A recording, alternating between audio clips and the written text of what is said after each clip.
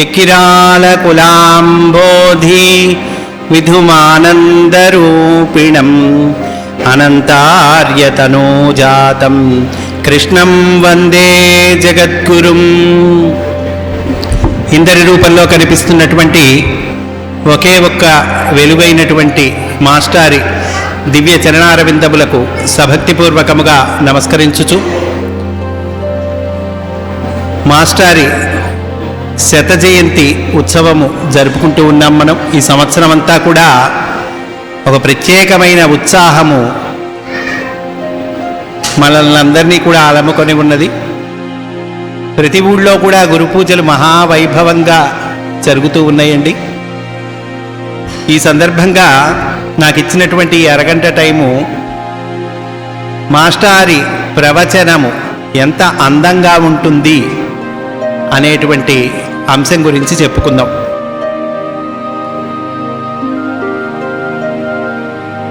ఉదాహరణ పూర్వకంగా అంటే పంచమవేదము అంటారు. పంచమవేదము అనగానే మహాభారతము పంచమవేదము అని మనందరం చెప్తాం. కానీ పంచమవేదము అంటే ఏంటో మాస్టర్ చెప్పారు. శ్రీమద్ రామాయణము, మహాభారతము, భాగవతము, 18 పురాణములు ఈ మొత్తము కలిపి పంచమవేదము అంటారు. అంటే ఇతిహాసములు పురాణములు మొత్తము కలిపి పంచమవేదము అంటారు. అయితే ఈ పంచమవేదము అనేటువంటి పేరు మహాభారతానికి బాగా ప్రాచుర్యంలోకి వచ్చింది. మంచిదే. ఆ పేరు రావటానికి గల కారణమేమిటి అనేది కూడా మనకి చెప్పారు. అంటే మహాభారతంలో కొన్ని ముఖ్యమైన ఘట్టములు ఉన్నాయి. ఆ ముఖ్యమైన ఘట్టముల వల్ల మహాభారతమునకు పంచమవేదము అనేటువంటి పేరు వచ్చింది. ఏమిటి ఆ ముఖ్యమైన ఘట్టములు అంటే గనక, ఒకటి అశ్వనీ దేవతల స్తుతి ఉన్నదండి మహాభారతంలో. ఆ తర్వాత సనత్సుజాతీయము ఉన్నది. ఆ తర్వాత మూడవది భగవద్గీత ఉన్నది. భగవద్గీత ప్రత్యేక గ్రంథము కాదు. మహాభారతంలోని భీష్మ పర్వంలో భగవద్గీత వస్తుంది. ఆ తర్వాత ఉత్తర గీతలు ఉన్నాయి. ఇవి మహాభారతంలోనే ఉన్నాయి. ఆ తర్వాత శాంతి అనుశాసనిక పర్వాలలో భీష్ముడు చేసినటువంటి ఉపదేశాలు ఉన్నాయి. ఆ తర్వాత విష్ణు సహస్రనామాలు ఉన్నాయి. కనుక ఇటువంటి ముఖ్యమైన ఘట్టాలు మహాభారతంలో ఉన్నాయి కాబట్టి దీనిని పంచమవేదము అని అన్నారు. ఇందులో కూడా మొట్టమొదట స్థానము భగవద్గీతకు వస్తుంది. ఇది ప్రస్థానత్రయంలో మూడవది. అయితే ఈ భగవద్గీతతో సమానమైన స్థాయి కలిగినటువంటి ఇది, తాదృశ స్థానము కలిగినటువంటిది సనత్సుజాతీయము అని చెప్పారండి మాస్టర్. భగవద్గీతకు వచ్చినంత పేరు సనత్సుజాతీయానికి రాలా, అంత ప్రాచుర్యం రాలా. కానీ భగవద్గీతతో సమానమైనటువంటిది సనత్సుజాతీయము. ఏమిటి సనత్సుజాతీయము అంటే కనుక, సనత్సుజాత మహర్షి ధృతరాష్ట్రుడికి చేసినటువంటి బోధ ఇది సనత్సుజాతీయము. ఈ సనత్సుజాతీయము గురించి మాస్టారు మచిలీపట్నము నాగేశ్వర స్వామి దేవాలయంలో వారం రోజులు ప్రవచనం చేశారండి. మన అదృష్టం, మన భాగ్యవశాత్తు అది నేటికి యూట్యూబ్లో మనకి లభ్యమవుతూ ఉన్నది. మాస్టారి స్పీచ్, మాస్టారి గొంతు మనము డైరెక్ట్గా వినవచ్చు. యూట్యూబ్లో కొడితే వస్తుంది. సనత్సుజాతీయం మీద 7 రోజులు ప్రవచనం చేశారు మాస్టర్. అయితే ఈరోజు ఆ సనత్సుజాతీయం గ్రంథం చెప్పుకోవటము మనకి టైం కుదరదు. కానీ ఈ సనత్సుజాతీయము ఈ టాపిక్కి ముందు నేపథ్యంగా ఉన్నటువంటి మహాభారత కథను మాస్టర్ చెప్పారండి. మాస్టారు మహాభారతాన్ని చెబితే ఎంత అందంగా ఉంటుంది ఊహించుకోండి. అది మనకి అవైలబుల్గా ఉన్నది. ఈ నేపథ్యమైనటువంటి కథను చక్కగా వివరించారు. ఎట్లా ఉంటుంది మాస్టారి ప్రవచనము? మాస్టారు కథ చెబుతారు, పాత్ర చిత్రణము చేస్తారు, అందులోని అర్థాలు చెబుతారు, అంతరార్థాలు చెబుతారు. సందేశమేమిటి, మహాభారతం యొక్క సందేశమేమిటి చెబుతారు, పరమార్థమేమిటి చెబుతారు. ఏమండి, ఇన్ని విషయాల సమాహారంగా మాస్టారు చెప్పారంటే ఎంతో గంభీరంగా చాలా సీరియస్గా ఉంటుందా ఆ స్పీచ్ అంటే? కాదండి. అన్నాల బల్ల దగ్గర సరదాగా మాస్టారుతో పాటు మనం కూర్చొని మాస్టార్ని కాస్త మహాభారతంలో విషయాలు చెప్పండి అని అడిగితే ఆ సరదా మధ్యలో సరదాగా, జోకుల మధ్యలో జోకుగా మాస్టారు చెబితే ఎట్లా ఉంటుందో అట్లా ఉంటుంది.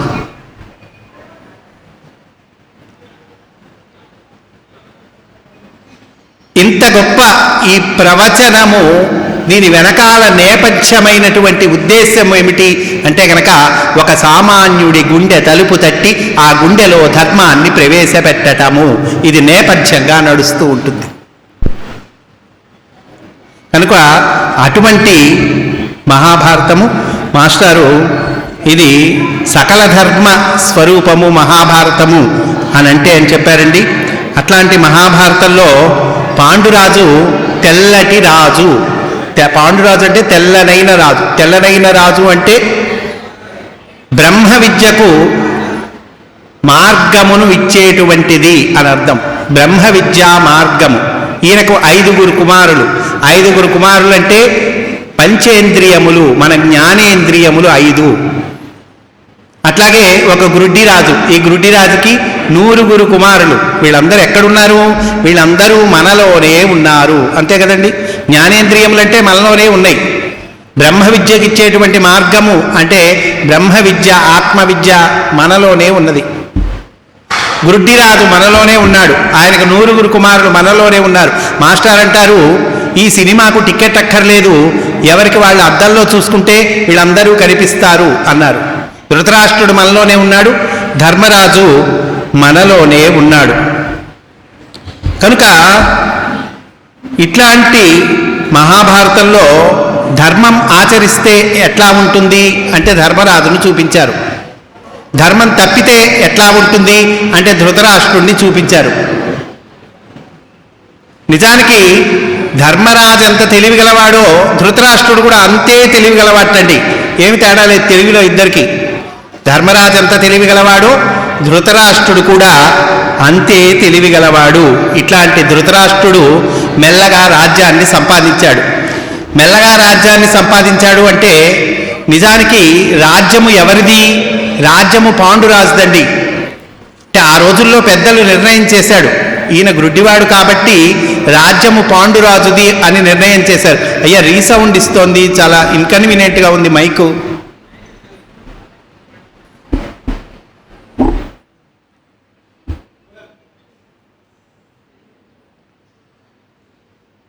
ఆ రోజుల్లో పెద్దలు నిర్ణయం చేసింది ఏమిటంటే రాజ్యము పాండురాజుది, ఈయన గ్రుడ్డివాడు అని నిర్ణయం చేశారు. అయితే పాండురాజు అన్నగారి మీద ఉన్నటువంటి గౌరవంతో, అన్నయ్య నువ్వు సింహాసనం మీద కూర్చో అని పాండురాజు సకల దిగ్విజయము చేసి రాజ్యాన్ని నిష్కంటకం చేశాడు. అంటే నిష్కంటకము అంటే శత్రువులు లేకుండా చేశాడండి. పరిపాలనా భారాన్ని తాను స్వీకరించాడు, కానీ సింహాసనం మీద అన్నగారిని కూర్చోబెట్టాడు. బాధ్యత పని తాను చేశాడు. వర్ణాశ్రమ ధర్మముల ప్రకారము చక్కగా రాజ్యాన్ని పరిపాలించాడు. కానీ ప్రకటన ఏం చేశాడు? నేను గారు అన్న రాజ్యపాలన చేస్తూ ఉన్నాడు అన్నాడండి పాండురాజు. ఇట్లా కాలము గడుస్తూ ఉంది. తర్వాత ఈ పాండురాజు శతశృంగ పర్వతము మీదకి వెళ్ళిపోయాడు. ఆయన నివాసం మకాం మార్చాడు. అట్లా ఉన్నటువంటి సమయంలో ఇద్దరికి సంతానము కలిగారు. ఆ తర్వాత పాండురాజు గతించటము జరిగింది, పరమపదించటం జరిగింది. ఆ తర్వాత ఋషులైనటువంటి మహానుభావులు, మాస్టర్స్ ఉన్నారు కదండి హిమాలయాల్లో, వాళ్ళు ఈ కుంతీదేవిని పిల్లల్ని తీసుకొచ్చి నిండు సభలో ధృతరాష్ట్రునికి అప్పచెప్పారు. ఇదిగో నీ తమ్ముడి పిల్లలు, నీ తమ్ముడి భార్య, నీ తమ్ముడి పిల్లలు, వీళ్ళని నిండు సభలో అందరి సమక్షంలో నీకు అప్పగిస్తూ ఉన్నాము. తర్వాత ఉత్తరోత్తర ఎవరి రాజ్యము వాళ్ళకి రావాలి అని ఋషులు చెప్పారండి. వాళ్ళకి తెలియదు ఉంటుందా? ఎందుకు చెప్పారు అట్లా? ఈ ధృతరాష్ట్రుడి సంగతి తెలుసు. అసలు రాజ్యం ఎవరిది? పాండురాజుది. పాండురాజుది రాజ్యం అంటే తర్వాత రాజు ఎవరు? ధర్మరాజు రాజు అవుతాడు తర్వాత. అందువల్ల ఋషులు ఏమన్నారు, ఎవరి రాజ్యం వాళ్ళకి రావాలి, మేము ఎక్కడ ఉన్నా కూడా కనిపెట్టుకొని ఉంటాం, చూస్తూ ఉంటామని సాక్ష్యం కూడా ఉండేటట్టు నిండు సభలో అప్పచెప్పెళ్ళారు. ఇంకా ధృతరాష్ట్రుడు తప్పించుకోవటానికి లేదు. సరే, వీళ్ళందరూ పెరుగుతూ ఉన్నాడు. శ్రీకృష్ణుడికి శరణాగతి చెందినటువంటి పాండవులకు ధృతరాష్ట్రుడు ఏదో తనకు తోచిన రాజ్యాన్ని ఇచ్చాడు. నిజానికి వాళ్ళకి రావాల్సిన లెక్క ప్రకారం వాళ్ళకి రావాల్సిందేదో అది ఇవ్వాల, ఏదో తనకు తోచిన రాజ్యం ఇచ్చారు. కానీ శ్రీకృష్ణుడికి వీళ్ళు శరణాగతి చెంది ఉన్నారు కాబట్టి ఆయన కరుణతో, ఆయన అనుగ్రహంతో వీళ్ళు పైకి వచ్చారు. బాగుంది. ఆ తర్వాత ఖాండవ వన దహనం జరిగింది. ఈ ఖాండవ వన దహనం జరిగినప్పుడు అగ్ని ప్రమాదంలో ప్రాణాలు పోయేటువంటి పరిస్థితి వచ్చింది మయాసురుడు అనేటువంటి రాక్షసుడికి. ఆ మయాసురుడిని ఈ కృష్ణార్జునులు రక్షించారండి. ఇక్కడ ప్రారంభమవుతుంది కథ. ఇవన్నీ నేను చెప్పిన ప్రతి మాట మాస్టారి మాటేనండి. మాస్టర్ స్పీచ్లో చెప్పినవే నేను ఊరికే రుచి చూపిద్దామని కూర్చున్నా ఇక్కడ. ఈ మయాసురుడిని కృష్ణార్జునులు రక్షించారు. ఆ తర్వాత మయాసురుడు వచ్చి ఈ కృష్ణార్జునులు ఇద్దరు కూర్చుండగా వచ్చి అర్జునుడికి నమస్కారం పెట్టి, అయ్యా నాకు ప్రాణాలను ఇచ్చారు, ప్రాణదానం చేశారు. ప్రాణదానం చేసిన వాడికి ఏమి ఇవ్వగలం? ఏమండి, ఎప్పుడైనా ఏదైనా ఇవ్వాలంటే మనం వాడు ఏమిచ్చాడో అది ఇస్తే వాడి రుణం తీర్చుకున్నట్టు అవుతుంది. కానీ ప్రాణాలనే ఇచ్చిన వాడికి ఏమి ఇవ్వగలను? ఏమి ఇవ్వలేను. కానీ నాకు తోచినంత ఇస్తాను. నేను దానవలోకంలో ఆర్కిటెక్ట్ ఫెలోని, దానవలోకంలో నేను విశ్వకర్మని. అందువల్ల ఒక చక్కటి సభాభవనం నేను నిర్మించి ఇవ్వగలను. ఏం కావాలో మీకు కోరుకోండి అని అర్జునుడిని అడిగాడు. అర్జునుడు, నాదేముందయ్యా, నన్ను కాదు కృష్ణుణ్ణి అడుగు అన్నాడు. అంటే వాళ్ళకి కావలసిందంటూ ప్రత్యేకంగా లేదు. కృష్ణుడికి ఏం కావాలో వాళ్ళకి అది కావాలి. ఆ స్థితి వాళ్ళకి అప్పటికే వచ్చేసింది అంటారు మాస్టర్. కనుక కృష్ణుణ్ణి అడుగు అన్నారు.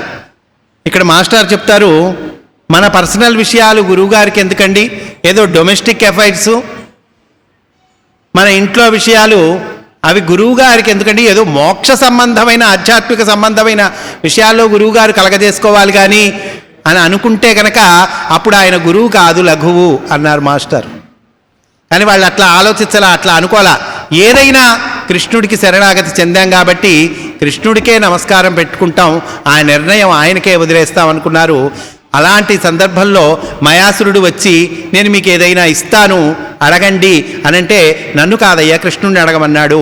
కృష్ణుడు ఏమంటాడంటే, సరే బాగుంది ఇస్తానన్నావు కదా, ధర్మరాజుకి ఒక మంచి సభాభవనము కట్టి ఇవ్వు అన్నాడండి. ఈయన ఇస్తానన్నది ఎవరికి? అర్జునుడికి. కృష్ణుడు ఇవ్వమని చెప్పింది ఎవరికి? ధర్మరాజుకి. ఎందుకని అట్లా చెప్పాడు అంటే ఇక్కడ మాస్టర్ చెప్తారు, పెద్దవాడు ఉండంగా చిన్నవాడికి దండ వేయకూడదు.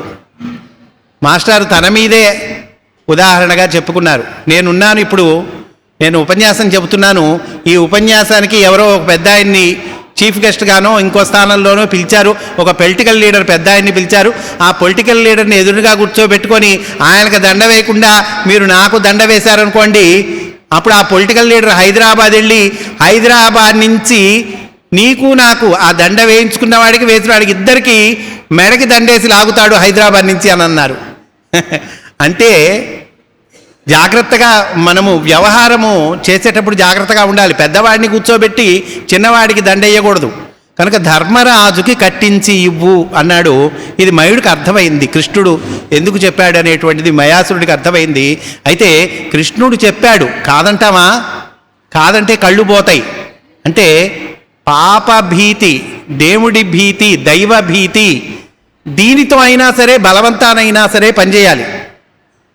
గాడ్ మైండెడ్నెస్ కాకుండా చాలామందికి గాడ్ ఫియర్ ఉంటుంది అంటారు ఈ సందర్భంగా మాస్టర్. తప్పకైనా సరే చేస్తాం. ఎందుకని? గాడ్ ఫియర్, గాడ్ మైండెడ్నెస్ కాదు. అంటే పశుత్వ లక్షణము, పశువుకు ఉండేటువంటిది గాడ్ ఫియరు. మానవత్వం పెరుగుతున్న కొద్దికి వచ్చేటువంటిది దైవభక్తి. దైవ భీతి పోయి దైవభక్తి రావాలి అంటారండి మాస్టర్ ఇక్కడ. సరే, మయాసురుడు పెద్ద భవనము, సభాభవనం కట్టించిచ్చాడు. మయసభ అంటారు. ఆయన ధర్మరాజు కట్టించిచ్చాడు కాబట్టి మరి భీముడికి ఒక మహా గద ఇచ్చాడు, అర్జునుడికి గాంధీవము ఇచ్చాడు. తనకు చేతనైనంతలో తను చేయవలసింది చేశాడు ఈ మయాసురుడు. బాగుంది. ధర్మరాజు పరిపాలన ప్రారంభించాడండి. ఈ మయసభ చేసి కొంత టైం అయింది. ఒకసారి నారదుడు వచ్చాడు ఈ సభాభవనం చూడటానికి. సభాభవనం చూడటానికి కాదు, మామూలుగా నారదుడు ధర్మరాజు గారి దగ్గరికి వచ్చాడు. ధర్మరాజును కుశల ప్రశ్నలు వేశాడు. ఏమయ్యా, పరిపాలన బాగా చేస్తున్నావా? ఎట్లా ఉన్నావు? అందరినీ కనిపెట్టుకొని ఉంటున్నావా? సైనికుల్ని కనిపెట్టుకొని ఉంటున్నావా? ప్రజల్ని కనిపెట్టుకొని ఉంటున్నావా? ఇట్లా ఒక 100-150 ప్రశ్నలు వేశాడండి. పరిపాలన, ప్రజల్ని ఎట్లా చూసుకోవాలి, ఇవన్నీ చెప్పుకుంటూ వచ్చి 100-150 ప్రశ్నలు వేశాడు. మాస్టర్ అంటారు ఇక్కడ, ఎంతటి వాడు కూడా, అన్నీ తెలిసిన వాడు కూడా ఒక్కొక్కసారి అయోమయంలో పడతాట. అట్లానే ధర్మరాజు అయోమయంలో పడ్డాట. ఏమిటా అయోమయం అంటే, వచ్చిన వాళ్ళందరికీ ధర్మరాజు, పెద్దవాళ్ళు ఎవరు వచ్చినా సరే ఈ మయసభ చూపించి ఇట్లాంటి సభ ఏ లోకల్లా అయినా ఉన్నదా అని అడిగట్టండి. అందరిని అడుగుతున్నట్ట, ఇట్లాంటి సభను చూసారా మీరు? అదిగో చూడండి సభ. మనం కూడా చూడండి, కొత్తగా ఇల్లు కట్టుకుంటే ఇదిగో ఈ మార్బుల్ చూడండి, ఎక్కడి నుంచో రాజస్థాన్ నుండి తెప్పించాం, ఇదిగో ఇది చూడండి ఇంకెక్కడి నుంచో తెప్పించాము అని చూపించుకుంటాం ఉత్సాహం కొద్దికి. సరే, మనలాంటి వాళ్ళకంటే సామాన్యులు అనుకోవచ్చు. అంతటి మహానుభావుడు ధర్మరాజు కూడా అయోమయంలో పడ్డాట. అందరికీ చూపిస్తున్నట్ట, ఇట్లాంటి మయసభను మీరు ఎక్కడైనా చూశారట. సరే, బాగానే ఉంది. అక్కడికి అందరికీ చూపిస్తే పర్వాలా. నారదుడు వచ్చాడు, నారదుడిని కూడా అడిగట్టండి. కొంప మునిగిపోయింది అన్నారు. ఇట్లాంటి సభాభవనము మీరు ఎక్కడున్నాయో చూసారా? నారదుడు అనుకున్నట్టు ఓరిని అనుకున్నట్ట నారదుడు. ఏ లోకల్లో అయినా మీరు చూసారా అంటే, నారదుడు అన్నట్ట, ఈ భూమి మీద ఈ సభకు సాటి అయిన సభ లేదు అన్నట్టండి నారదుడు. ఈయన అడిగిన ప్రశ్న ఏంటి? అన్ని లోకాలలో ఏ లోకల్లో అయినా ఇట్లాంటి సభ భవనం చూసారా అంటే, నారదుడు చెప్పింది ఏంటి? ఈ భూలోకల్లో సాటి అయిన సభ లేదండి అన్నట్ట. ధర్మరాజు ఇబ్బంది పడ్డాట. ఈ భూలోకల్లో లేదు అంటే ఇక మిగతా ఎక్కడో ఉందనేగా. అయితే ఆ మిగతా సభలు వాటిల్ని ఎలా ఉంటాయో చెప్పండి అన్నట్ట. అప్పుడు నారదుడు చెప్పాట, అదిగో ఇంద్ర సభ ఇట్లా ఉంటుంది, వరుణ సభ ఇట్లా ఉంటుంది, కుబేరుని సభ ఇట్లా ఉంటుంది, యమ సభ ఇట్లా ఉంటుంది వర్ణన చేసేట నారదుడు. 14 లోకాలుంటే 18 లోకాల సభలు వర్ణన చేశాడండి. పైలోకం, కింద లోకం, ఊర్ధ్వలోకాలు, అధోలోకాలు అన్ని సభా భవనాలు వర్ణన చేసేట నారదుడు. పైగా వర్ణన చేస్తూ ఏమన్నాడు? ఇంద్రసభకు వెళ్ళారయ్యా, ఆ ఇంద్రసభలో నలమహారాజు ఉన్నాడు, హరిశ్చంద్రుడు ఉన్నాడు, ఈ భూమి మీద ధర్మబద్ధంగా పరిపాలన చేస్తున్నటువంటి రాజులందరూ కూడా ఇంద్రసభలో ఉన్నారన్నట్ట. బాగుంది. వాళ్ళ నాన్నగారి పేరు రాలా, పాండురాజు గారి పేరు రాలా, ఈ పేర్లన్నీ చెప్పాడు. ఆ తర్వాత యమసభ వర్ణన చేస్తాడు నారదుడు. ఆ యమసభలో కూడా అదిగో బలారా ధర్మాత్ములైనటువంటి రాజులందరూ ఉన్నారు అని అంటూ మీ నాన్నగారు పాండురాజు కూడా యమసభలో ఉన్నాడు అన్నట్టండి. ఇంక గుండెల్లో పొడిచినట్టయిందట ధర్మరాజుకి. ఇంక డైరెక్ట్గా అడగా, అదేమిటయ్యా, మా నాన్న ఇంత ధర్మాత్ముడు, ఇన్ని దానాలు చేశాడు, ఇంత గొప్పవాడు, సత్యవ్రతుడు, మా నాన్నగారు యమసభలో ఉంటవేంటి అని డైరెక్ట్గా అడిగితే పెద్దవాడు, బాగుండదు కదా, మాట్లాడటం రావాలి. అందువల్ల ఇదే ప్రశ్న తిప్పడిగట్ట ధర్మరాజు. అదేమిటండి, ఇంత ధర్మాత్ముడు, ఇంత చక్కగా రాజ్యపాలన చేసినటువంటి మా నాన్నగారు యమసభలో ఉండి, హరిశ్చంద్రుడు ఇంద్రసభలో ఉండటానికి ఇంతకన్నా ఎక్కువ ఏదో హరిశ్చంద్రుడు చేసి ఉండాలి. ఆ హరిశ్చంద్రుడు చేసిన ఇంతకన్నా ఏంటో గొప్ప పని, దాన్ని సెలవియ్యండి అన్నట్ట. హరిశ్చంద్రుడు ఇంతకన్నా చేసిన మంచి పని అది చెప్పండి అన్నట్టండి. ప్రశ్న జాగ్రత్తగా అడగాలి పెద్దవాళ్ళతో మాట్లాడేటప్పుడు. అడిగితే నారద మహర్షి అన్నట్ట, అవునయ్యా, హరిశ్చంద్రుడు ధర్మాత్ముడు, మీ నాన్నగారు ధర్మాత్ముడు. మీ నాన్నగారు దానాలు చేశాడు, హరిశ్చంద్రుడు దానాలు చేశాడు. మీ నాన్నగారు సత్యవ్రతుడు, హరిశ్చంద్రుడు కూడా సత్యవ్రతుడే. కానీ తేడా ఎక్కడొచ్చిందంటే హరిశ్చంద్రుడు రాజసూయము చేశాడు, మీ నాన్నగారు ఆ రాజసూయము చేయలే. రే ఇప్పుడు ఎట్లా, ఏం చేయాలి ఇప్పుడు అని అంటే, మరేం పర్వాలేదయ్యా, రాజసూయము చేసిన వాళ్లే ఇంద్రసభకు వెళ్ళటం అనేటువంటిది ఉండదు. ఎవరైతే రాజసూయము చేశారో వాళ్ళ తండ్రులు తాతలు కూడా ట్రాన్స్ఫర్ అవుతారు ఇంద్రసభకి. పైగా పాండురాజు మీ నాన్నగారు నేను యమసభకు వెళ్ళినప్పుడు మా అబ్బాయికి చెప్పండి రాజసూయం చేయమని చెప్పండి అని నాకు చెప్పటం జరిగింది అని అంటాడు. ఓహో, అయితే తమరు సెలవిస్తే తప్పకుండా రాజసూయం చేస్తాను. ఏం చేయాలండి రాజసూయం అంటే ఏంటంటే, మరేం లేదయ్యా, ఉన్న రాజులందరూ కూడా సామంతులు కావాలి. ఈ భూఖండం మీద ఉన్నటువంటి రాజులందరూ కూడా సామంతులు కావాలి. నువ్వు ఛత్రపతివి కావాలి. అంటే ఒక గొడుగు కిందకి రాజులందరినీ తీసుకొని రావాలి. ఇదేం చిన్న పనే, సామాన్యమా? ఒక ఇంట్లో నలుగురు అన్నలదమ్ములే ఒక రకంగా ఉండరే, తోడికోడళ్ళు నలుగురే సరిగా ఒక మాట మీద ఉండరే. అన్నదమ్ములు, అక్క చెల్లెళ్ళు, తోడికోడళ్ళు వీళ్ళే ఒక ఇంట్లో ఉన్న వాళ్ళే ఉండరే. మరి ఈ భూఖండం మీద ఉన్న రాజులందరినీ ఒక మాట మీదకి సామంతులు అవ్వటం అంటే ఏం లేదు, వాళ్ళందరినీ ఒక గొడుగు కిందకి తీసుకురావాలి. ఛత్రపతి అంటే అర్థం అది. పైగా ఇంకో పాయింట్ చెప్పాడు, 2 పాయింట్లు చెప్తాడు నారదుడు ఇక్కడ. ఒక పాయింట్ నువ్వు ఛత్రపతివి కావాలి, రెండో పాయింట్ ఏమిటంటే, ఏ రకంగా అయినా ఈ రాజసూయానికి కనుక విఘ్నము కలిగితే అది క్షయమవుతుంది, జననాశనానికి దారితీస్తుంది. ఏ రకంగా కూడా విఘ్నం జరగకుండా నిర్విఘ్నంగా ఇది పూర్తి చేయాలి అని. ఇంకా నాకు టైం అయిపోయింది, నేను వెళ్ళొస్తా అన్నట్ట. అదేమిటయ్యా 2 పాయింట్లే చెప్పావు, మిగతా పాయింట్లు అంటే కాదు నేను వెళ్తున్నానని నారద మహర్షి బయలుదేరి వెళ్ళారటండి. సరే, ఆ తర్వాత ఈ సభాభవన నిర్మాణం జరిగిన తర్వాత అందరూ సభకి వచ్చారు, రాజసూయం చేశారు. ఈ దుర్యోధనుడు, ఈ ధృతరాష్ట్రుడు వీళ్ళు కూడా వచ్చారు. చాలా బాధపడ్డారు దుర్యోధనుడు, ధృతరాష్ట్రుడు మొదలైన వాళ్ళందరూ కూడా.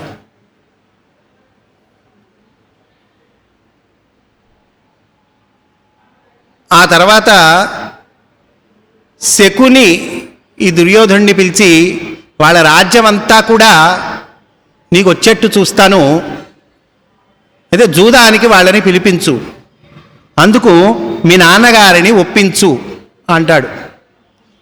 ఒప్పించేదేముంది ప్రత్యేకంగా, వాళ్ళ రాజ్యం అంతా మనకు వచ్చేటి మార్గం అంటే ధృతరాష్ట్రుడు తప్పకుండా ఒప్పుకుంటాడు.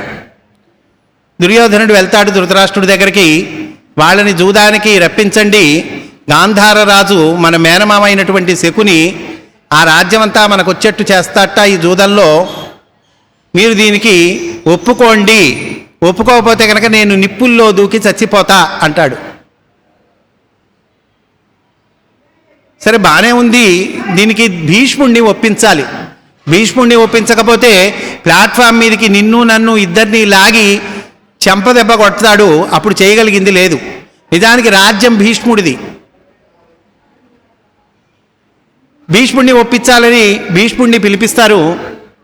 భీష్ముడు అడుగుతాడు, ఏమిటి అంటే, ఏం లేదు, ఏదో సరదాగా పిల్లలు పాండవుల్ని రప్పిద్దాము, పిల్లలు సరదాగా ఏదో జూడవాడుకుంటారు అంటే భీష్ముడు అంటాడు, ఇన్నేళ్ళు వచ్చినాయి, పోనీ పిల్లవాడు వాడికి దుర్యోధనుడికి బుద్ధి లేదంటే నీకు ఇన్నేళ్ళు వచ్చి నీకు బుద్ధి లేదా, జూదమాటం ఏమిటి అంటాడు.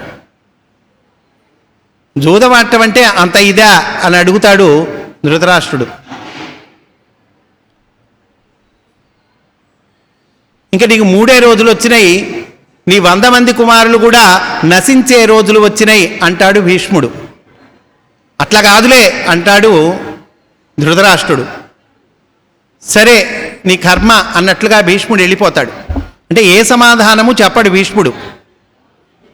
దీన్ని మళ్ళీ విదురుణ్ణి పిలిపిస్తాడు ధృతరాష్ట్రుడు. విదురుణ్ణి పిలిచి, నువ్వు ధర్మరాజు దగ్గరికి వెళ్ళి జూదానికి రమ్మన్నానని పిలుచుకురా అంటాడు. విదురుడు అంటాడు వెంటనే, భీష్ముడు ఒప్పుకున్నాడా అంటాడు. ఆ ఒప్పుకున్నాడు అని బుకాయిస్తాడు ధృతరాష్ట్రుడు. ఏది సూటిగా నా మొహం వైపు చూసి చెప్పు అంటాట విదురుడు.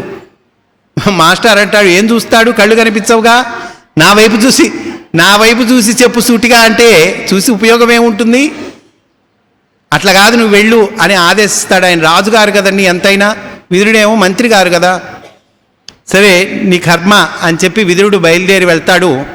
వాళ్ళని జూదానికి తీసుకొస్తారు. ఆ జూదము జరిగిన టైంలో ఏవో నక్కలు అరుస్తాయి, పైనుండి గుడ్లగూబలు కూస్తాయి, నానా గందరగోళం జరుగుతుంది. ఈ అపశకునాలను చూసి మళ్ళీ ధృతరాష్ట్రుడు వాళ్ళ రాజ్యం వాళ్ళకి ఇచ్చేస్తాడు. జూదంలో ఓడిపోతారు, అయినా సరే అపశకునాలను చూసినటువంటి ధృతరాష్ట్రుడు వాళ్ళ రాజ్యం వాళ్ళకి ఇచ్చేస్తాడు. మళ్ళీ దుర్యోధనుడు వస్తాడు, నేను నిప్పుల్లో దూకుతాను, మళ్ళీ జూదానికి వాళ్ళని పిలిపించంటారు, మళ్ళీ జూదానికి పిలిపిస్తారు, మళ్ళీ వాళ్ళు ఓడిపోతారు. అదేమిటండి, ఇక్కడ మనకు కూడా ఒక డౌట్ వస్తుంది. చాలామంది విమర్శకులు చేసేటువంటి డౌట్ ఉంది ఇక్కడ. ధర్మరాజు జూదానికి ఒప్పుకోవటం ఏమిటి, ధర్మరాజు జూద వ్యసనుడు అంటారు. చాలా తప్పైన మాట. దీనికి సమాధానం మాస్టర్ ఇస్తారు. ఎందుకంటే రాజసూయము జరిగిన తరువాత, అందరూ వెళ్ళిపోయిన తర్వాత చిట్ట చివరికి, అంటే రాజసూయం జరిగిన తర్వాత ఋషులు వాళ్ళు కూడా చాలా రోజులు అక్కడే ఉంటారు, ధర్మరాజు దగ్గరే. ఆయన ఆతిథ్యం తీసుకొని అక్కడే ఉంటారు.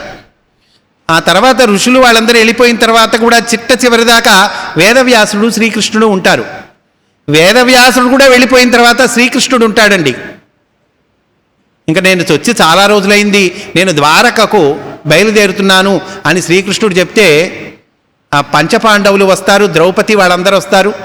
శ్రీకృష్ణుడికి దోతులు చాప్ పెడతారు, నమస్కారం చేస్తారు.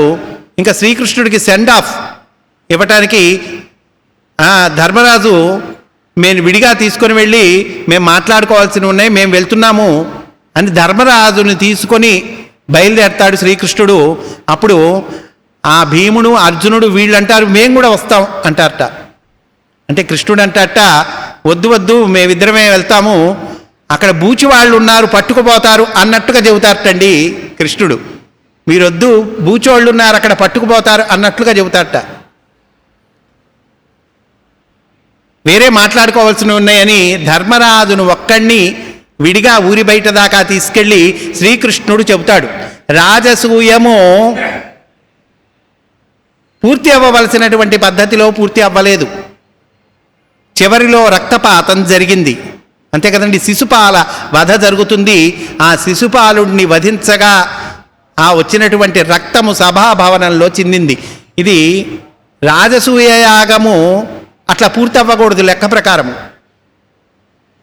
కనుక పెద్ద మహాభారత యుద్ధము జరిగేటువంటి లక్షణాలు స్పష్టంగా కనిపిస్తున్నాయి. నిన్ను ఎవ్వరూ ఆపలేరు. ప్రజా సంక్షేమం అవుతుంది.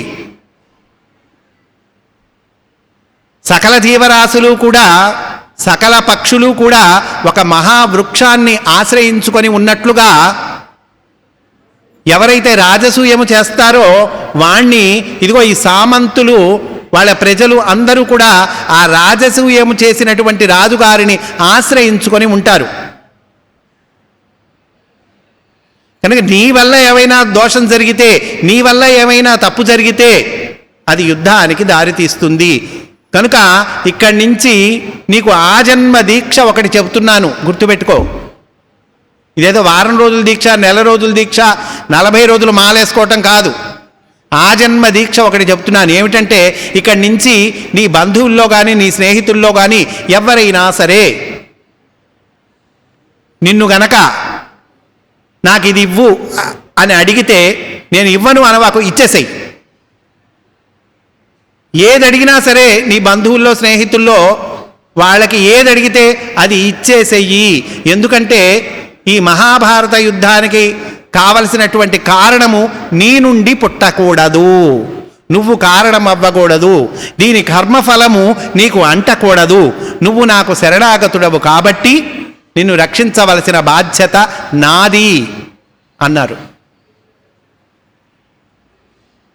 ధర్మరాజు ఆ కృష్ణుడి ఆ మాటలు విని ఇంటికి వస్తాడండి. ఇంటికి రాగానే ఇంట్లో కొత్త చెప్పుల జత కనిపిస్తుంది. ఎవరు అంటే కనుక విదురుడు. జూదానికి పిలవటానికి విదురుడు వచ్చాడు. మీ పెదనాన్నగారు పిల్లలందరూ సరదాగా జూదం ఆడుకుంటారు, పిలుచుకొని రమ్మన్నాడు అని చెబుతాడు. అక్కడ కృష్ణుడు చెప్పింది ఏమిటండి? నీ బంధువులు మిత్రులు ఎవరేది కోరినా కాదనవాకు. ఆ యుద్ధానికి కావలసినటువంటి కారణము నీ నుండి పుట్టకూడదు అని చెప్పాడు కదండి కృష్ణుడు. ఈ రెండు టాలీ చేసుకున్నాడు ధర్మరాజు. దిమ్మ తిరిగిపోయింది. సరే వస్తున్నాను జూదానికి అన్నాడు. అట్లా జూదానికి రావటం, 2 సార్లు ఓడిపోవటం, తర్వాత అరణ్యవాసము అజ్ఞాతవాసము అంతా పూర్తి చేసుకున్నారు. మళ్ళీ వచ్చారు. మళ్ళీ వచ్చినప్పుడు వాళ్ళ రాజ్యం వాళ్ళకి ఇవ్వాలి కదండి. ఇది కదా కండిషను. జూదానికి వెళ్ళేటప్పుడు కండిషన్ ఏంటి? అరణ్యవాసం అజ్ఞాతవాసము పూర్తి చేసుకొని వచ్చిన తర్వాత మీ రాజ్యము మీకు అప్పగించాలి, ఇది కండిషను. కానీ ధృతరాష్ట్రుడికి వాళ్ళ రాజ్యం వాళ్ళకి ఇవ్వటము సుతరాము ఇష్టం లేదు. అందువల్ల మళ్ళీ సంజయుణ్ణి రాయబారిగా పంపిస్తాడు. సంజయుడు వస్తాడు. అప్పుడు సంజయుడిని మొట్టమొదట ఈ అర్జునుడు భీముడు వాళ్ళు ఏమంటారంటే, అతనికి సకల మర్యాదలు చేయండి, ఆ అఫీషియల్ గెస్ట్ హౌస్లో ఉంచండి అని అంటే ధర్మరాజు కాదన్నాడు. పంపించిన వాడు ఎట్లాంటి వాడైనప్పటికీ కూడా సంజయుడు మహానుభావుడు, ధర్మాత్ముడు, పైగా అర్జునుడి క్లాస్మేట్ సంజయుడు కనుక ఇక్కడికే తీసుకురండి అంటారు. ఆ రాత్రి చక్కగా విందులు వినోదాలు, చాలా ఆత్మీయంగా మాట్లాడతారు. ఎందుకండి? సంజయుడు వీళ్ళకి ఆత్మీయుడు. రాయబారి అనేటువంటిది తర్వాత. ఆ రాత్రి సంజయుడు ఏమంటాడంటే, ఇదిగో నేను రాయబారం కార్యం మీద వచ్చాను అంటే ధర్మరాజు అంటాడు, అది రేపు మాట్లాడుకుందాం లేదు. సంజయుడు రమ్మన్నాను వచ్చాడంటే నేను రమ్మన్నానని, కానీ రాయబారి అంటే రమ్మనలేదు, నేను సంజయుడని రమ్మన్నాను. నువ్వు వచ్చావంటే ప్రాణం లేచి వచ్చినట్టయింది అంటాడు. చూడండి, ఇక్కడ అఫీషియల్ మ్యాటరు, డొమెస్టిక్ మ్యాటర్. అంటే ఇంటికి సంబంధించిన విషయం ఆఫీస్లో మాట్లాడకూడదు, ఆఫీస్కి సంబంధించిన విషయం ఇంట్లో మాట్లాడకూడదు. మాట్లాడటమే కాదు, ఆలోచన కూడా చేయకూడదు. ఆఫీస్లో కూర్చొని ఇంట్లో విషయాల ఆలోచన చేయటం, ఇంట్లో కూర్చొని ఆఫీసులో విషయాల ఆలోచన చేయటం, ఇది పనికిరాదు. కనుక విందులు వినోదాలు కాలక్షేపము అంతా అయిపోయాక ఇంకా ఈయన ఇప్పుడు రాయబారి, ఇప్పుడు ఈయన అఫీషియల్ గెస్ట్ హౌస్కి తీసుకెళ్ళండి, సకల మర్యాదలు చెయ్యండి, రేపొద్దున రథంలో మర్యాదపూర్వకంగా ఆయన్ని సభాభవనానికి తీసుకురండి అంటారు. ఆ సభలో సంజయుడు చెప్తాడండి, ఇదిగో ఇట్లా మీ పెదనాన్నగారు పంపించారు. ఎందుకు పంపించారు అంటే, యుద్ధం ఏమి లేకుండా చూడు అని చెప్పారు. అంటే యుద్ధ ప్రసక్తి ఏముంది ఇక్కడ? అసలు ఇక్కడ యుద్ధం విషయం ఏముంది అంటే, ధృతరాష్ట్రుడి ఉద్దేశం ఏంటంటే, మేము రాజ్యం ఇవ్వము, అయినా సరే ఏ యుద్ధము ఏం లేకుండా చూడవలసినది అని ధృతరాష్ట్రుడి ఉద్దేశం. సరే, సంజయుడు తిరిగి వస్తాడు. తిరిగి వచ్చి, నేను ఈ రాత్రికి నాకు చాలా ఒళ్ళు నొప్పులుగా ఉన్నాయ్యా, నేను ఈ రాత్రి మాట్లాడను, రేపొద్దున సభకొచ్చి చెప్తాను అంటాడు ధృతరాష్ట్రుడితో. ధృతరాష్ట్రుడికి ఈ లోపు టెన్షన్ పెరిగిపోతుంది. ఏమన్నాడు? వాళ్ళు ఆల్రెడీ యుద్ధానికి కత్తులు నూరుతున్నారా, ఏమిటి విషయము అర్థం కాదు. దాంతో బాగా టెన్షన్ పెరిగిపోతుంది. మాస్టర్ అంటారు, అప్పుడు కనుక బీపీ ఆపరేటర్స్ పెట్టి చూస్తే ఆ బీపీ ఆపరేటర్స్ చిట్లిపోతుంది. 1 టన్ను సర్పాసిల్ మాత్రలు వేసుకున్నా కూడా ఆ బీపీ తగ్గేటువంటిది కాదు అంటారు. కనుక విపరీతమైనటువంటి ఆందోళనకు గురి అవుతాడు, నిద్ర పట్టదు. ఆ సమయంలో ఆ దగ్గరున్న వాళ్ళు, మహాప్రభో ఏం చేయమంటారు మీకు అని అడిగితే, విదురుణ్ణి పిలిపించండి అని అంటాడు. విదురుడు వస్తాడు. విదురుడు వచ్చి, ఏమయ్యా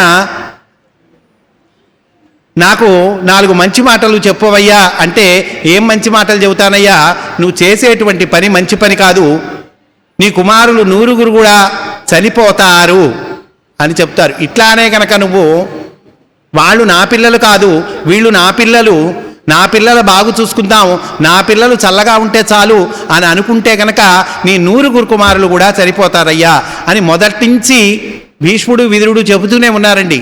ఇప్పుడు కూడా చెబుతాడు. విదురుడు అనేకమైనటువంటి నీతి వాక్యాలు చెబుతారు.